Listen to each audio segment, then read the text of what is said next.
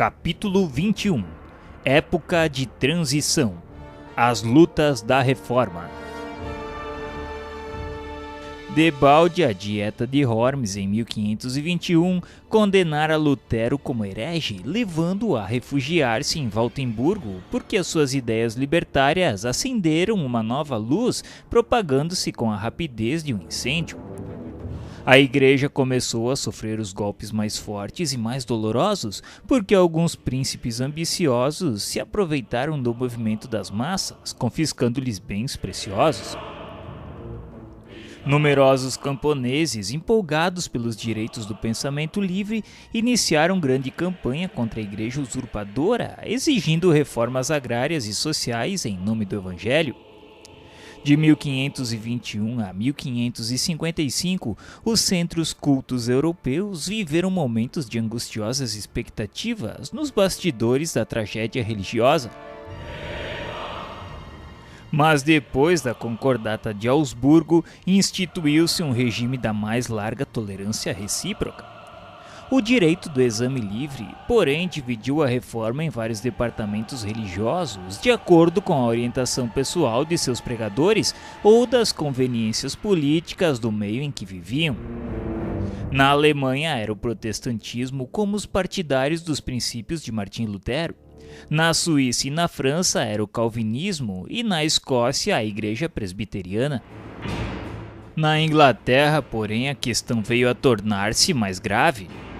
Henrique VIII, defensor extremado da fé católica, a princípio por conveniência de caprichos pessoais, tornou-se o chefe do poder político, assumindo a direção da igreja anglicana. Na França, os huguenotes se encontravam muito bem organizados, mas surgem as complicações de natureza política e o gênio despótico de Catarina de Médicis ordena a matança de São Bartolomeu no intuito de eliminar o almirante Coligny. O movimento sinistro, que durou 48 horas, começou em 24 de agosto de 1572, sofrendo a reforma um dos seus mais amargos reveses. Somente em Paris e subúrbios foram eliminadas 3.000 pessoas. Os mensageiros do Cristo deploram tão dolorosos acontecimentos, trabalhando por despertar a consciência geral, arrancando-a daquela alucinação de morticínio e sangue. Mas precisamos considerar que cada homem, como cada coletividade, pôde cumprir seus deveres ou agravar suas responsabilidades próprias na esfera de sua liberdade relativa. As lutas na Europa, em todo o século XVI, longe de colimar um fim, dilatavam-se em guerras tenebrosas, mergulhando os povos do velho mundo num terrível círculo vicioso de reencarnações e resgates dolorosos. Como se não bastassem as guerras religiosas que trabalhavam o organismo europeu desde muitos anos, surge a figura de um príncipe fanático e cruel na poderosa Espanha de então, complicando a existência política das coletividades europeias. As lutas de Felipe II, sucessor de Carlos V, prendiam-se de algum modo aos problemas da reforma protestante, mas acima de tudo colocava ele a sua ambição e o seu despotismo. Animado com as vitórias sobre os turcos e os muçulmanos, procurou reprimir a liberdade política dos Países Baixos, encontrando a mais heróica resistência. Suas atividades maléficas, mascaradas com a defesa do catolicismo, espalharam-se por toda parte, obrigando o plano espiritual a coibir-lhe os imensuráveis abusos do poder. Foi assim que, havendo organizado a Invencível Armada no ano de 1588, composta de mais de uma centena de navios equipados com 2.000 canhões e 35.000 homens, a fim de atacar a Inglaterra sem motivo que justificasse semelhante agressão, viu essa poderosa esquadra destruída totalmente por uma tempestade aniquiladora. De conformidade com as providências do plano invisível, apenas aportaram às costas inglesas os espíritos pacíficos, compelidos pela força a participarem da armada destruída, e que foram lá recebidos generosamente, encontrando uma nova pátria. Se Henrique VIII havia errado como homem, o povo inglês estava preparado para o cumprimento de uma grande missão e ao mundo espiritual competia trabalhar pela preservação dos seus patrimônios de liberdade política. A Europa, não obstante o amparo e a assistência dos abnegados mensageiros do Cristo, transportou-se ao século XVII no meio de lutas espantosas, agora agravadas com as tenebrosas criações do Tribunal da Penitência. Quase se pôde afirmar que os únicos jesuítas dignos do nome de sacerdotes de Jesus foram aqueles que vieram para as regiões desconhecidas da América no cumprimento dos mais nobres deveres de fraternidade humana, porque quase a totalidade da companhia no Velho Mundo mergulhou num oceano de tricas políticas, muitas vezes rematadas em tragédias criminosas. As guerras de natureza religiosa estavam longe de terminar, dada a rebeldia de todos os elementos. Quase se pôde afirmar que os únicos jesuítas dignos do nome de sacerdotes de Jesus foram aqueles que vieram para as regiões desconhecidas da América no cumprimento dos mais nobres deveres de fraternidade humana, porque quase a totalidade da companhia no Velho Mundo mergulhou num oceano de tricas políticas, muitas vezes rematadas em tragédias criminosas. As guerras de natureza religiosa estavam longe de terminar, dada a rebeldia de todos os elementos. E foi com penosos esforços que os emissários do Alto conduziram as coletividades europeias ao Tratado de Westfália em 1648, consolidando as vitórias do protestantismo em face das imposições injustificáveis do jesuitismo. A esse tempo, a França já se encontrava preparada para o cumprimento da sua grande missão junto dos povos, e sob a influência do plano invisível, criavam os serviços benéficos da diplomacia. Nos bastidores da sua política administrativa, firmavam-se os princípios do absolutismo no trono, mas a sua grande alma coletiva, cheia de sentimento e generosidade, já vislumbrava o precioso esforço que lhe competia no porvir. Ao seu lado, a Grã-Bretanha caminhava a passos largos para as mais nobres conquistas humanas. Extinta em 1603, a dinastia dos Tudores eleva-se ao trono o rei da Escócia Jaime I. Desejando reviver os princípios absolutistas, o descendente dos Stuarts inaugurou um período de nefastas perseguições, o qual foi intensificado por seu filho Carlos I, cujas disposições políticas se constituíam das mais avançadas tendências para a tirania.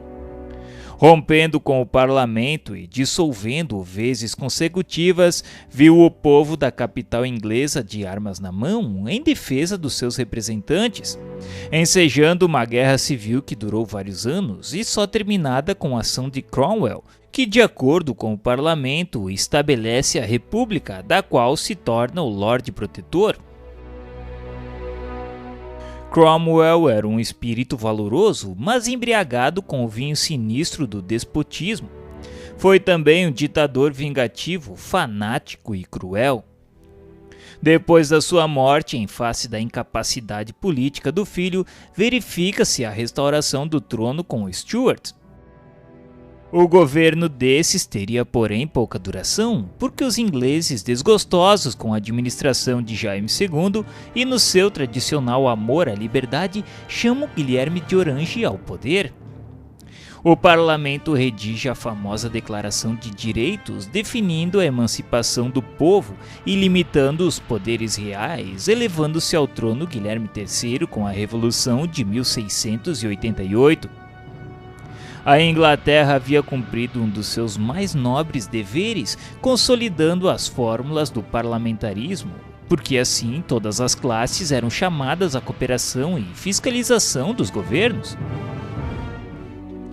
Considerando o movimento das responsabilidades gerais e isoladas, o plano invisível, sob a orientação de Jesus, conduzia para a América todos os espíritos sinceros e trabalhadores que não necessitassem de reencarnações no mundo europeu, onde indivíduos e coletividades se prendiam cada vez mais na cadeia das existências de provações expiatórias.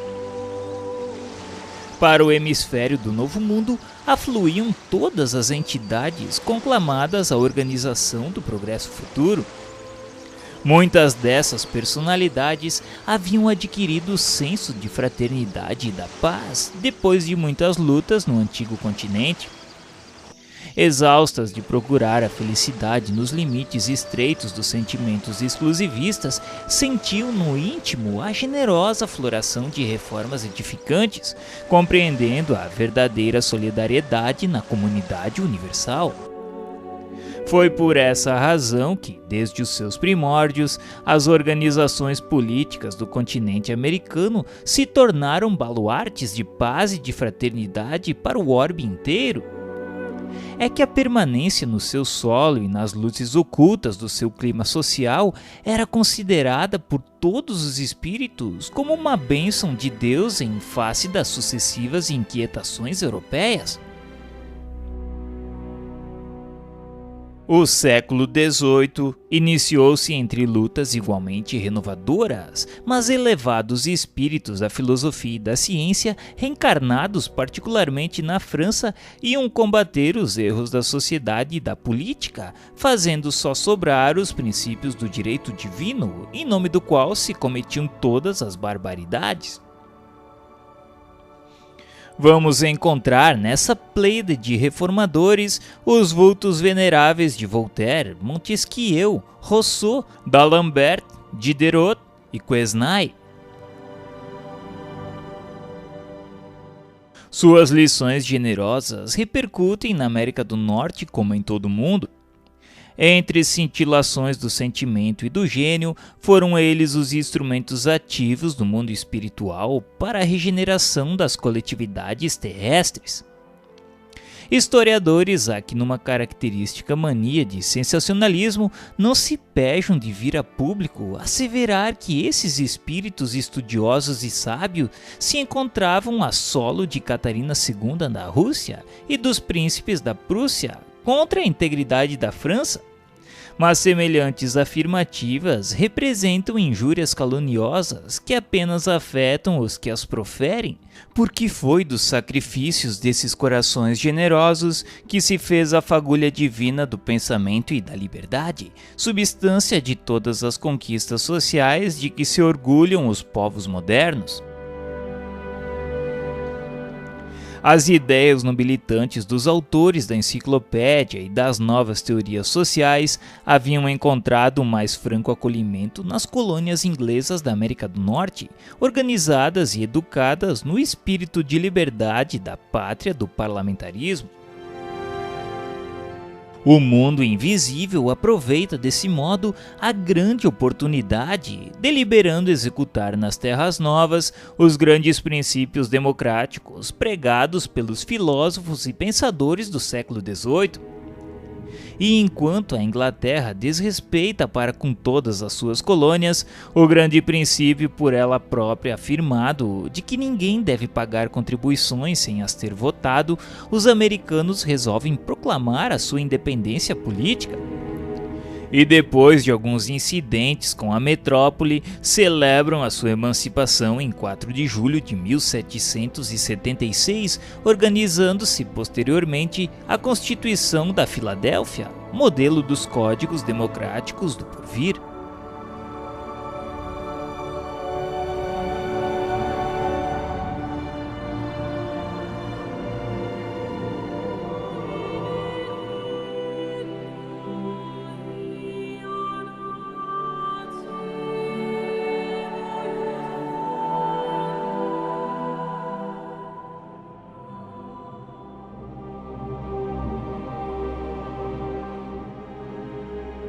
Capítulo 22 – A Revolução Francesa.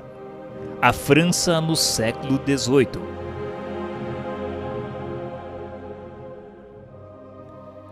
A independência americana acendera o mais vivo entusiasmo no ânimo dos franceses, humilhados pelas mais prementes dificuldades depois do extravagante reinado de Luís XV. O luxo desenfreado e os abusos do clero e da nobreza, em proporções espantosas, haviam ambientado todas as ideias livres e nobres dos enciclopedistas e dos filósofos no coração torturado do povo. A situação das classes proletárias e dos lavradores caracterizava-se pela mais hedionda miséria. Os impostos aniquilavam todos os centros de produção, salientando-se que os nobres e os padres estavam isentos desses deveres. Desde 1614, não mais se haviam reunido os Estados Gerais, fortalecendo-se cada vez mais o absolutismo monárquico.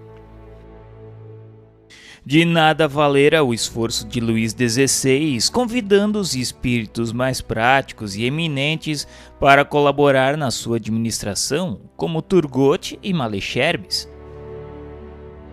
O bondoso monarca, que tudo fazia para reerguer a realeza de sua queda lamentável, em virtude dos excessos do seu antecessor no trono, mal sabia, na sua pouca experiência dos homens e da vida, que uma era nova começava para o mundo político do Ocidente, com transformações dolorosas que lhe exigiriam a própria vida.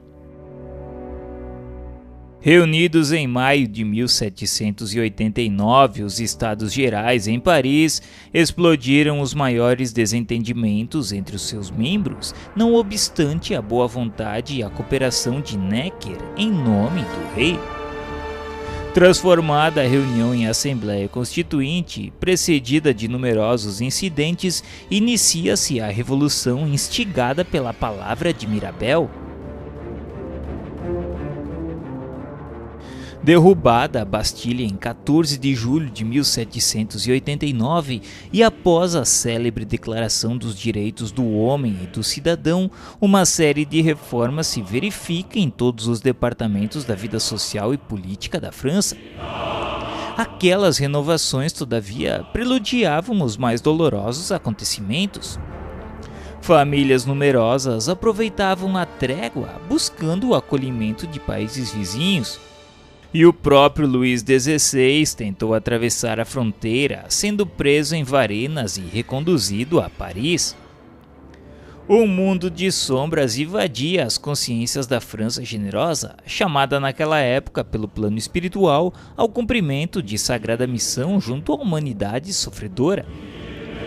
Cabia-lhe tão somente aproveitar as conquistas inglesas no sentido de quebrar o cetro da realeza absoluta, organizando um novo processo administrativo na renovação dos organismos políticos do orbe, de acordo com as sábias lições dos seus filósofos e pensadores. Todavia, se alguns espíritos se encontravam preparados para a jornada heróica daquele fim de século, muitas outras personalidades, infelizmente, espreitavam na treva o momento psicológico para saciar a sede de sangue e de poder. E foi assim que, depois de muitas figuras notáveis dos primórdios revolucionários, surgiram espíritos tenebrosos como Robespierre e Marat. A volúpia da vitória generalizou uma forte embriaguez de morticínio no ânimo das massas, conduzindo-as aos mais nefastos acontecimentos.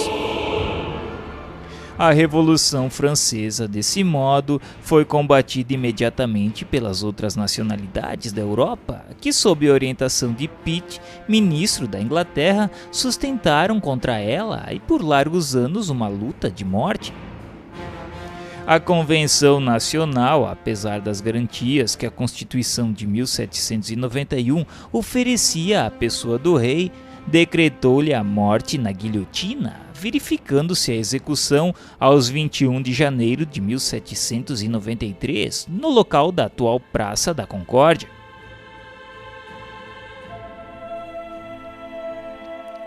Em vão tenta Luís XVI justificar sua inocência ao povo de Paris antes que o carrasco lhe decepasse a cabeça. As palavras mais sinceras afluem-lhe aos lábios, suplicando a atenção dos súditos numa onda de lágrimas e de sentimentos que lhe borbulhinhavam no coração, não obstante a sua calma aparente. Renovam-se as ordens aos guardas do cadafalso e rufam os tambores com estrépito, abafando as suas afirmativas. A França atrai para si as mais dolorosas provações coletivas nessa torrente de desatinos. Com a influência inglesa, organiza-se as primeiras coligações europeias contra o nobre país. Mas não somente nos gabinetes administrativos da Europa se processavam providências reparadoras. Também no mundo espiritual reúnem-se os gênios da latinidade sob a bênção de Jesus, implorando a sua proteção e misericórdia para a grande nação transviada. Aquela que fora a corajosa e singela filha de Dom Remy volta ao ambiente da antiga pátria, à frente de grandes exércitos de espíritos consoladores, confortando as almas aflitas e aclarando novos caminhos. Numerosas caravanas de seres flagelados fora do cárcere material são por ela conduzidos às plagas da América para as reencarnações regeneradoras de paz e de liberdade. A lei das compensações é uma das maiores e mais vivas realidades do universo. Sob as suas disposições sábias e justas, a cidade de Paris teria de ser ainda por muito tempo o teatro de trágicos acontecimentos. E foi assim que se instalou o hediondo Tribunal Revolucionário e a chamada Junta de Salvação Pública com os mais sinistros espetáculos do patíbulo. A consciência da França viu-se envolvida em trevas espessas. A tirania de Robespierre ordenou a matança de numerosos companheiros e de muitos homens honestos e dignos. Erradamente, Carlota Corday entregou-se ao crime na residência de Marat com o propósito de restituir a liberdade ao povo de sua terra e expiando seu ato extremo com a própria vida. Ocasiões houve em que subiram ao cadafalso mais de 20 pessoas por dia, mas Robespierre e seus sequazes não tardaram muito a subir igualmente os degraus do patíbulo em face da reação das massas anônimas e sofredoras. Depois de grandes lutas com o predomínio das sombras, perseguem os gênios da França a inspirar aos seus homens públicos a Constituição de 1795. Os poderes legislativos ficam entregues ao Conselho dos 500 e ao Conselho dos Anciães, ficando o poder executivo confiado a um diretório composto de 5 membros. Estabelece-se dessa forma uma trégua de paz aproveitada na reconstrução de obras notáveis do pensamento. Os centros militares lutavam contra os propósitos de invasão de outras potências europeias, cujos tronos se sentiam ameaçados na sua estabilidade em face do advento das novas ideias do liberalismo. E os políticos se entregavam a uma vasta operosidade de edificação, vingando nesse esforço as mais nobres realizações. Contudo, a França, depois dos seus desvarios de liberdade, estava ameaçada de invasão e de desmembramento. Povos existem, porém, que se fazem credores da assistência do alto no cumprimento de suas elevadas obrigações junto de outras coletividades do planeta.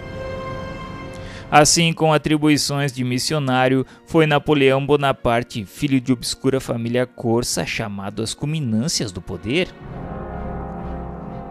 O humilde soldado corso, destinado a uma grande tarefa na organização social do século XIX, não soube compreender as finalidades da sua grandiosa missão. Bastaram as vitórias de Arcole e de Rivoli com a paz de Campo Fórmio em 1797 para que a vaidade e a ambição lhe ensombrassem o pensamento. A expedição ao Egito, muito antes de Waterloo, assinalava para o mundo espiritual a pouca eficácia do seu esforço, considerado o espírito de orgulho e de imperialismo que predominou nas suas energias transformadoras. Assediado pelo sonho de domínio absoluto, Napoleão foi uma espécie de Maomé transviado da França do liberalismo. Assim como o profeta do Islã pouco se aproximara do evangelho que a sua ação deveria validar, também as atividades de Napoleão pouco se aproximaram das ideias generosas que haviam conduzido o povo francês à Revolução. Na sua história está igualmente cheia de traços brilhantes e escuros, demonstrando que a sua personalidade de general manteve-se oscilante entre as forças do bem e do mal. Com as suas vitórias, garantia a integridade do solo francês, mas espalhava a miséria e a ruína no seio de outros povos. No cumprimento de sua tarefa, organizava-se o Código Civil, estabelecendo as mais belas fórmulas do direito, mas difundiam-se a pilhagem e o insulto à sagrada emancipação de outros com o movimento dos seus exércitos na absorção e anexação de vários povos. Sua fronte de soldado pôde ficar laureada para o mundo de tradições gloriosas, e verdade é que ele foi o missionário do alto, embora traído em suas próprias forças. Mas no além seu coração sentiu melhor a amplitude das suas obras, considerando providencial a pouca piedade da Inglaterra que o exilou em Santa Helena após o seu pedido de amparo e proteção. Santa Helena representou para o seu espírito o prólogo das mais dolorosas e mais tristes meditações na vida do infinito. A ação de Bonaparte, invadindo as searas alheias com o seu movimento de transformações e conquistas, fugindo à finalidade de missionário da reorganização do povo francês, compeliu o mundo espiritual a tomar enérgicas providências contra o seu despotismo e vaidade orgulhosa. Aproximavam-se os tempos em que Jesus deveria enviar ao mundo o Consolador, de acordo com as suas auspiciosas promessas. Apelos ardentes são dirigidos ao Divino Mestre pelos gênios tutelares dos povos terrestres.